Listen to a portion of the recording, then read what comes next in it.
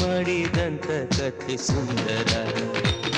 ಓ ಸೋನಾ, ಓ ಸೋನಾ, ಓ Sona, I love you dear. ಮುಸ್ಸಂಜೆ ಹೊತ್ತಲ್ಲಿ ಮಂಜಿನ ಮಳೆಲಿ ನನ್ನವಳು ನೆನೆಯೋದನ್ನ ಕಂಡು ನಾನು ಕರಗಿದೆ. ಅವಳಂದ ಚಂದವ ಒಂದಾಗಿ ಸೇರಿಸಿ ನನ್ನೆದೆಯ ಗೂಡಲಿ ಗುಬ್ಬಿ ಹಾಗೆ ಬಚ್ಚಿಟ್ಟುಕೊಂಡು